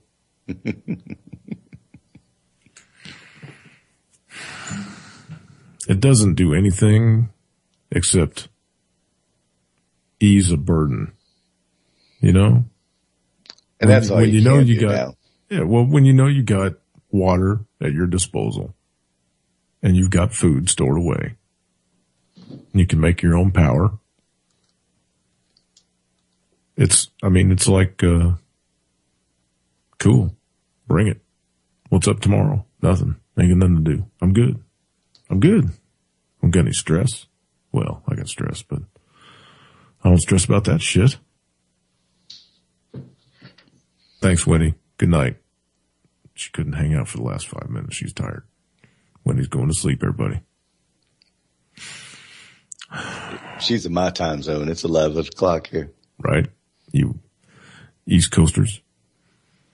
It's a good thing I don't do a 3-hour, right? On Wednesdays. You'd be falling asleep in the chair about halfway through it.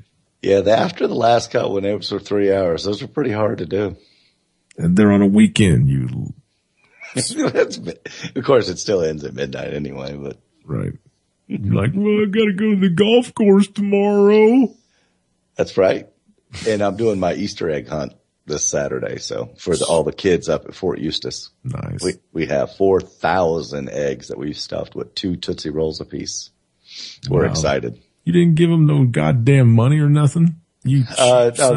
Each age group has 10, prize eggs, and 10 of them have $10 in them, and there's different prizes. So you give them a nice little stick of high fructose corn syrup. Congratulations. No, there isn't. And, Milk Duds Tootsie Rolls are the most allergenic free, safest candy that you can eat. It's not made with peanuts. There's no allergies to it. So with all these allergies now, we have to take that into consideration.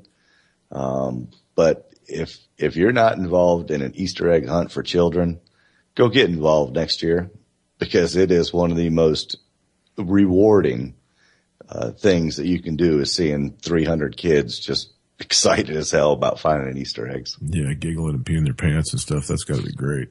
Oh, it is. It's hilarious. And, we have an Easter bunny there that they take photos with. And, the kids of the U.S. Army base just love it. Right on. Sounds like fun. It is. It does sound like fun. Yeah. It is. And Easter's on 420. I thought that was the greatest thing ever. Yeah. 420. So y'all know what that means. Go get an egg. Go get a chocolate bunny. Fired up. That's right. Get a chocolate bunny. You're going to need it. I actually might buy one of those zombie bunnies.